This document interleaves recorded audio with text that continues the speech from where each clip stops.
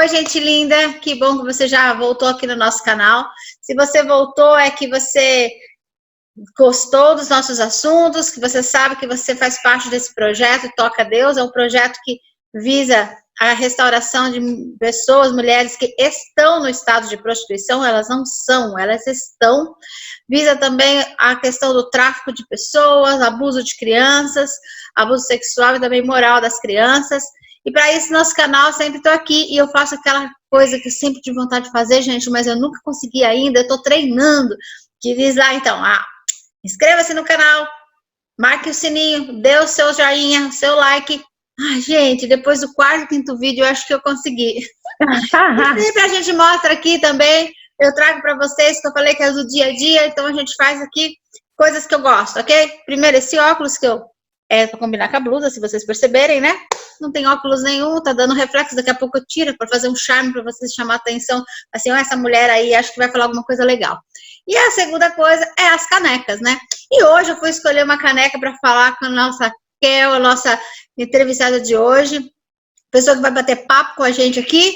E aí, como ela é do Camboja, eu pensei, não tenho nada do Camboja, não tenho nada da Tailândia, lembra que eu fui de mochila, não tinha nada para trazer, mas eu tenho China. Hoje nós temos uma caneca da China. Tá? E na China tem uma coisa bem legal, a Kel deve dar umas voltinhas ali na China, que ficou pertinho, né? Mas da China, o legal da China é que eles tomam chá após todas as refeições. Então, eles andam com essas canecas penduradas no cinto, em algum lugar. Então, eles param e tomam água quente. É um chá quente, né? Então, é muito legal a história das canecas lá na China. E essa aqui eu ganhei realmente há muitos anos, de uma pessoa que foi para a China. E ela está no hall de intocáveis, entendeu? Porque aqui em casa eu tenho uma prateleira, então as xícaras têm o nível, assim, para os humanos normais, para os mais ou menos normais, e tem quase a prateleira e só os anjos tocam. Essa daqui é uma delas. Exatamente assim. Que engraçado. Pior que é, viu? É verdade isso daí. Aqui também se usa tomar bastante chá nas refeições. Mas como é muito quente, sempre eles servem o chá quente, mas do lado tem uma bacinha com gelo, que daí fica opcional para você gelar o seu chá ou não. Que legal. E chá de jasmim, eles usam bastante chá de jasmim. Olha só, aprendemos aí o chá. Queridos, essa linda é a Kel, ela mora no Camboja com o esposo, e eu a convidei para a gente poder falar de um tema que é a questão da prostituição infantil, a pedofilia no Camboja, ok? Então vamos começar a conversar sério, Kel. Então se apresente aí e fale pra gente como é que você, rapidamente, que você acabou chegando no Camboja, e quando você chegou, se apresente aí, fale como... Meu nome é Kézide, mas todo mundo me chama de Kel. E aqui no Camboja, Kel significa copo ou vidro. Então, é um nome que se usa muito aqui no Camboja, Surai Kel, menina vidro. Eles dizem que quando a criança é muito esperada, a menina é muito esperada, eles colocam Surai Kel, porque é preciosa como um vidro, é frágil e delicada como um vidro. Que legal. Então, casou, né? Coisas de Deus. Coisas de Deus. Então, nós chegamos aqui, eu e meu esposo, nós chegamos aqui em 2016, então vai fazer 4 anos daqui a alguns dias. E nós, logo nas primeiras noites nossas aqui no Camboja, nós tivemos um impacto muito grande. Aquela certeza, sabe, a gente já tinha certeza de que Deus nos queria aqui, tanto que nós viemos em fé, e crendo que o Senhor realmente tinha preparado o tempo para nós estarmos aqui, mas foi uma confirmação muito clara para nós. Nós fomos andar na noite, né, assim, tomar um sorvete, alguma coisa assim, e a gente encontrou um senhor de meia idade negociando um programa com um menino, cerca de 11 anos. E ele estava assim, na rua, abertamente, sem ninguém se incomodar com isso. Habitual. E aquilo nos chocou de uma maneira muito grande, porque no Brasil, embora todo mundo saiba que é oculto, Não é Aham. escancarado. Ninguém negocia um programa com uma criança, um Na menor, e eu vou rua. falar que não é um programa, é um estupro, porque Uhum. menores não são prostitutas, não são Uhum. prostituídos, são estuprados. Ninguém Exato. negocia um estupro na rua. Exato, é essa consciência que a gente quer passar aqui nesse canal do Toca Deus, que é o projeto que a gente tem ido também para ajudar nesse resgate aí na Tailândia, no Camboja, no ano que vem, se acabar tudo isso, a gente vai estar aí no Camboja. Mas Amém. o que a gente quer realmente é passar, pessoal, essa realidade que o brasileiro não tem do que acontece realmente quando as crianças nesses países, né? Que é aberto, né? Quando eu estive ali no coisa, eu vi até inícios de programas na rua, é normal, as Sim. pessoas é um condicionamento mental, né? Faz parte da Da cultura, cultura. mas não dá para dizer que faz parte da cultura do Camboja, mas cultura de guerra, Uhum, parte uhum. da cultura da dissolução da cultura propriamente dita. Porque Exato. a cultura foi quebrada há anos atrás, por conta do genocídio, e o que restou do genocídio foi fome, miséria, e a prostituição e a exploração sexual infantil é mais uma das cicatrizes do genocídio. Quando eu me converti, né, algum tempo atrás, uns 30 anos atrás, eu me lembro que teve 2 livros que marcaram muito a minha vida. Um deles foi O Vinho Novo é Melhor, e o segundo livro foi Camboja. Então, há 30 anos eu carrego muito forte o Camboja no meu coração. Por quê? Porque eu contava nesse livro uma situação que deve ter acontecido há milhares e gravou muito forte no meu coração. Foi a questão de que na época da guerra do Vietnã e do Camboja, ali, aquela guerra toda que houve, que aquela guerra se estourou, se manifestou essa questão da prostituição muito forte, não é, Kel? Porque daí o que surgiu nessa época ali de 70? O que surgiu? Surgiu Pattaya, que é lá na Tailândia, com a questão que os soldados americanos eles iam descansar do tempo ali do Camboja, da guerra toda que houve ali. E também nesse livro contava a situação de que eles invadiram um povoado no Camboja, os soldados americanos. Quando eles invadiram essa cidade, eles pegaram uma das meninas e eles amarraram num quarto. E essa menina ficou presa dentro de um quarto. E aí todos os soldados iam e se aproveitavam dela. E ela já era criada como um animal, ela já não se levantava, e eles colocavam comida no chão para ela comer, por baixo da porta. Então era assim. Então eles entravam para abusar dela sexualmente. E ela foi um animal e ela andava até no pátio, conta dessa história, que até com coleira, porque ela já não levantava o olhar mais. Então, e aí houve uma campanha missionária, um evangelismo ali naquele lugar, e esse evangelismo, eles trouxeram essa menina na coleira, e ela não olhava para ninguém, era como um animal mesmo, um cachorro. E quando o pregador falava, e o pregador disse, né, que Deus amou a todos, amou o mundo, né, de tal maneira, e quando ele falou isso, ela olhou para ele, ela ficou de pé, e ali ela foi curada e restaurada, e ela começou a aceitar, sabe, uma outra vida, né? Foi muito. Então, essa história marcou a minha vida com o Camboja. E o que aconteceu, isso é um caso, gente. E a Kel que tá lá, ela vai poder falar de coisas absurdas que aconteceram por lá, né, Kel? Sim. Bom, é lógico que a história tem mudado, o governo tem trabalhado para mudar esse cenário, mas o que aconteceu foi inevitável. Os resquícios de guerra são sempre trágicos, as histórias pós-guerra são sempre trágicas, e aqui não seria diferente. Num país onde morreu 3 milhões de pessoas, não teria como ser diferente, 1/3 da população. É muita Então, gente. é um cenário que já é esperado, né? Então, a gente via ali um povo vulnerável, que estava sendo atacado, que recentemente tinha sido atacado pelo seu próprio povo.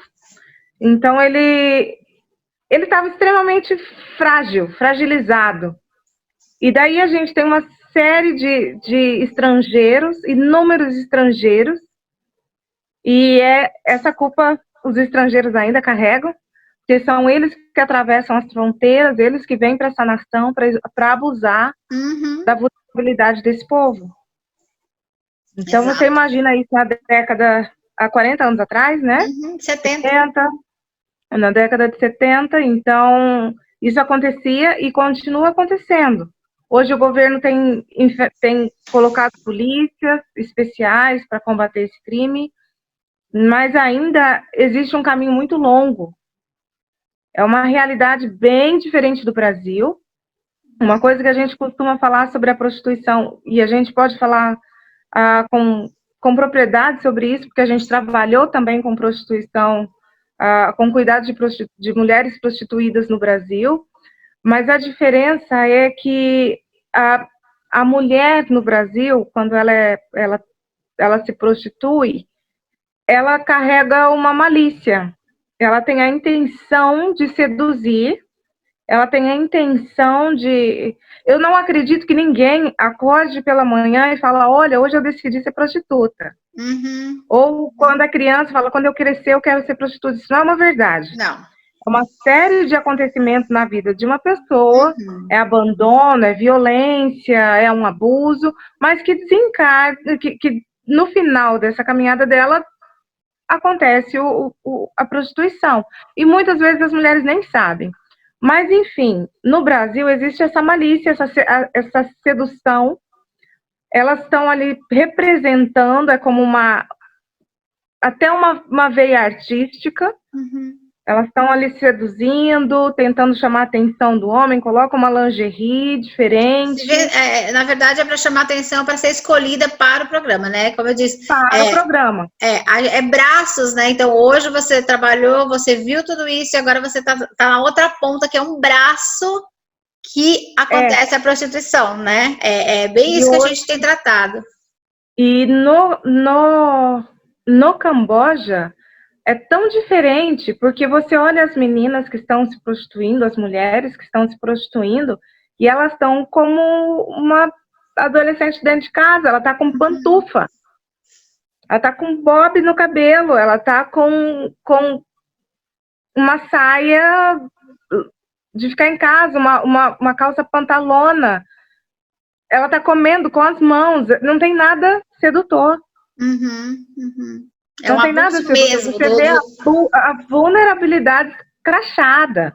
É um abuso. É um abuso absurdo, mesmo se em relação a adultos. Mulheres adultas é um abuso. E daí tem outra figura que é muito importante a gente retratar na mulher asiática, é que as mulheres asiáticas, elas são mais delicadas, elas são menores e elas têm um ar infantil. Exato. Sempre. E isso é um fetiche. Inclusive, nos países ocidentais, existe esse fetiche com a mulher asiática, que as mulheres asiáticas são menores, são menininhas. Isso é pedofilia, gente. Não deixa de ser pedofilia porque é uma mulher adulta. Porque se a intenção do cidadão era ter relações com uma pessoa que parece uma criança, então ele está... De forma de outra, ele está fazendo, né? Mesmo que a gente... Mas... Exato. Mesmo assim, quando a gente olha, gente, nas ruas, quando a gente vai nos prostíbulos, quando andei, né, ali em Pattaya, a Pattaya de Camboja, onde ela está agora, fica a 530 quilômetros, tá, pessoal? Pertinho, tá? Então, o que acontece? Eu até disse, quando eu cheguei aqui no Brasil, eu disse assim, gente, eu não teria, a gente como brasileiras, que a gente tem mais volumes, né? Passei por uma loja, por um shopping, gente, as lingeries, as coisas dela, porque elas são pequenas, então... Elas são minúsculas, então acho que você tem até dificuldade de roupa e tudo mais, porque é muito pequena. Eu tive que comprar um traje deles lá, não tinha cinto. Não tem, gente, não existe, porque eles são muito pequenos. Isso que você falou, e que a gente tem falado aqui também, pessoal, é que a cultura, eles andam na rua como se fosse a coisa mais normal do mundo. Aquele homem de 60 anos com uma menininha, como você disse, até de 12 anos, é normal, eles estão no caixa do mercado, eles estão tomando café, eles estão...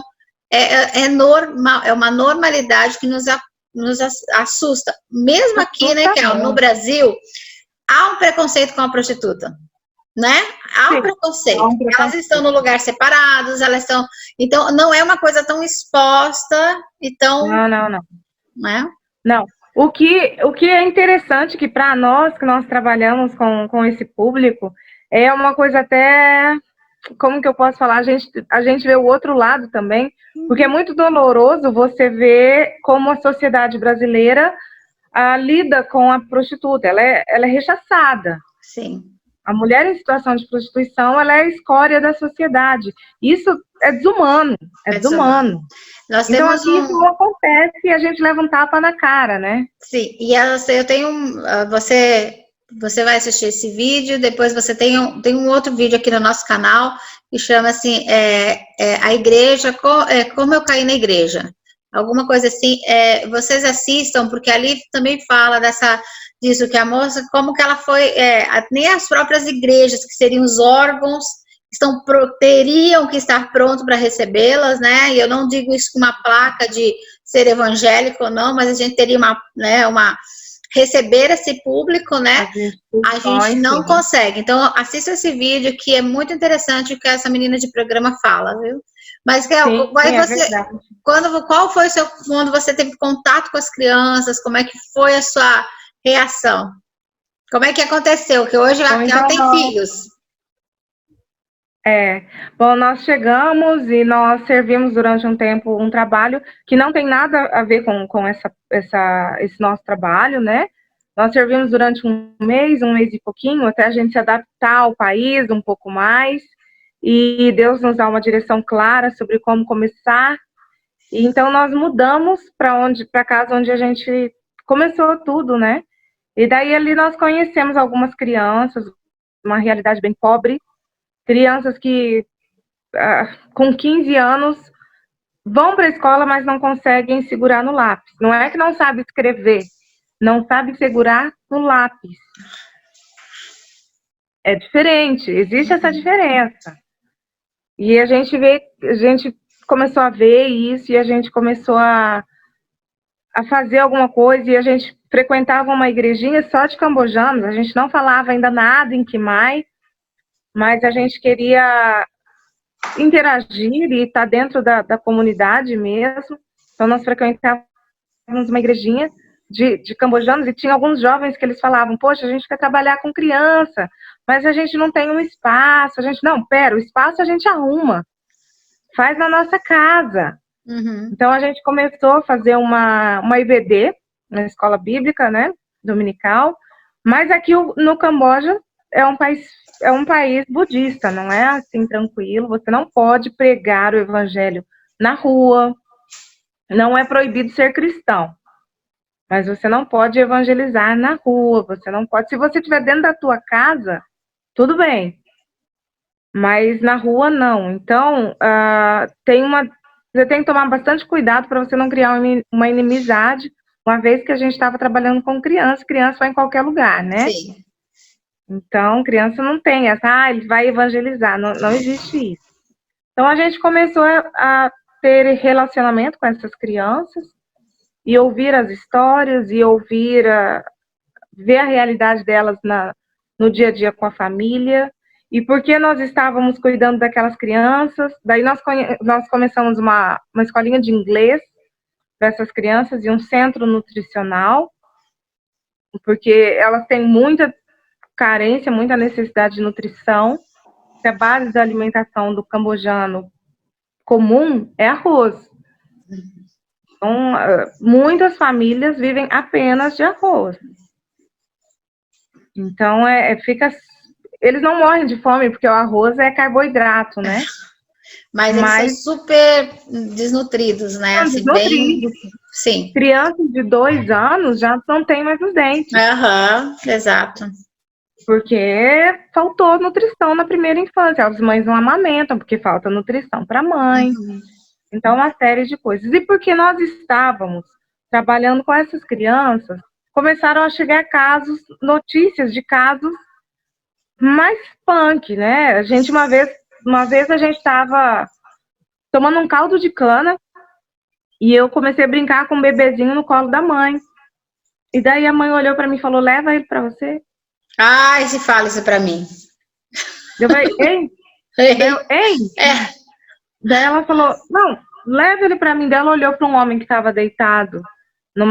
Eles têm aqui uma cama do dia, que é uma mesa baixa, que não tem colchão não, mas eles deitam ali eles ficam o dia ali. E daí ela olhou para aquele homem e aquele homem falou dinheiro, na língua dele, né, que mais? Loi. Daí ela olhou para mim e falou $50, leva ele. É isso aí.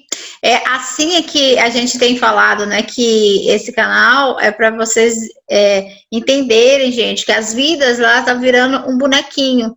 $50, eu creio que porque tem você que está assistindo, você já comprou até um brinquedo para o seu filho que custou isso, está quebrado na tua casa agora, não é verdade? Não é? $50 hoje vai dar? Quanto que dá isso? Bom, hoje o dólar está um pouquinho mais alto, então daria aí R$350. R$350, gente. Nem aquelas motos eletrônicas de criança, eu vou, né? Porque meus filhos agora estão grandes, já não tem mais esses preços. É assim. É uma facilidade, um condicionamento. Então, pessoal, quando a gente fala aqui no canal, apoie financeiramente, nos apoie financeiramente, apoie o projeto por Toca a Deus, apoie o projeto que eles têm ali uma junta de missões. Por que eu convidei ela? Para vocês entenderem essa realidade. Essa realidade é palpável, gente. É palpável. Então, nós precisamos de recursos financeiros. Eles precisam, nós precisamos que vocês entendam essa realidade. Então, conte mais alguns casos que você teve, assim, dessa facilidade de você ter que ser oferecido criança, de você na rua, no dia a dia. Fale pra gente isso. E começaram a chegar casos, e isso nós ainda não tínhamos a Casa Lar. Nós tínhamos apenas a escolinha de inglês, que era uma coisa, era só um períodozinho no dia, né? Que nós estávamos começando a andar em relação a ser uma instituição de apoio à criança, né? Era o comecinho. Então, a gente começava a receber notícias assim, na minha comunidade teve uma criança que foi trocada por um pacote de arroz. Na minha vila, o pai da criança tal ficou devendo para o donozinho da mercearia e não teve como pagar, a filha teve que ir lá trabalhar. E ele estava se falando de criança. Isso a gente está falando de criança de 5, 7 anos, né? 5, 7 anos. A gente tem alguns vídeos, assim, que a gente na internet, assim, ou que a gente começou gente, assim, ó, deixa eu explicar para vocês. A gente anda no submundo muitas vezes. Eu ando meio no submundo de muitas situações. Então, às vezes você vê uma cena de que, assim, uma criança de 4, 5 anos, elas estão arrumando a cama e o freguês está ali negociando as 3 crianças no programa por 50, lá na Talenda Bax, que vai dar R$15, né? Então, assim, é triste de ver uma cena dessa, né, Carol? De você ver crianças arrumando a cama, esticando um lençol e o maiorzinho ali negociando os 3 para fazer um programa com aquele homem. É essa a realidade que a gente anda e que a gente vê, né? É sim, você imagina uma criança sendo trocada por um pacote de arroz. E assim, não é uma coisa incomum, gente. Outra coisa que nos chocou muito foi a gente foi passar um documentário sobre tráfico humano, né, para esses jovens da igreja, e a gente queria que eles se sentissem tocados mesmo por essa realidade, né? Então a gente falou, vamos passar esse documentário que eles vão entender melhor o que a gente fala, porque tem inclusive, né, na língua deles, vamos passar, vai dar certo. E eles assistindo o documentário, e é um documentário que eu já assisti umas 20 vezes, toda vez que eu assisto eu choro e eu tenho que ir para Deus, e eles lá, e comendo pipoca, vai, papá. Daí terminou, eu falei, gente, vocês não entenderam? Entendemos. Não entendeu o quê? Estupro, né? Eu falei, prostituição, né? Eu falei, entendemos.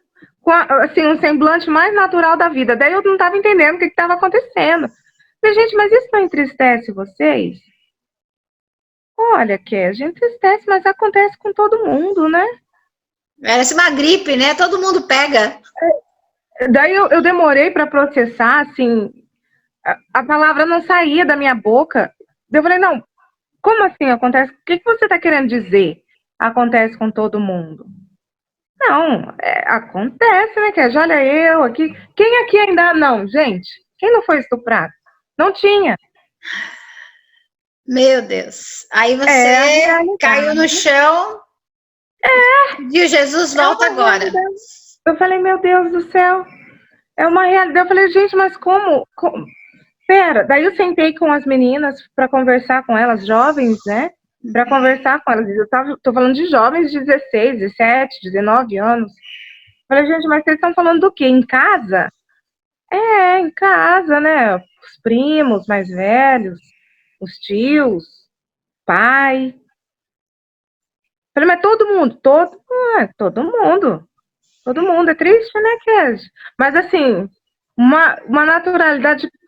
Peguei dengue. Triste, né? Peguei dengue. É a mesma coisa. Na mesma tonalidade que um brasileiro falaria eu peguei dengue, se fala que eu fui estuprado. Ah, é triste demais. Não uma única vez. E não uma única vez. Se tornou comum, né? Mas, Kézia, eu digo que quando nós andamos nesse campo, estamos nesses lugares, né? E a gente olha para os olhos delas e quando a gente vai conversar, a primeira coisa que a gente pergunta para ela, qual é o seu sonho? Nenhuma delas vai dizer que é continuar nessa vida, é continuar vivendo isso aqui no Brasil, né? Quando a gente vai para as brasileiras, para os prostíbulos ou para a rua, todas querem sair, né? Todas elas querem sair, todas elas têm um sonho de constituir uma família. Pessoal, lá no Camboja, na Tailândia, para lá, eles não têm nem estrutura para pensar nisso. É totalmente. Não tem. E o que mais triste é, como você disse, é o turismo.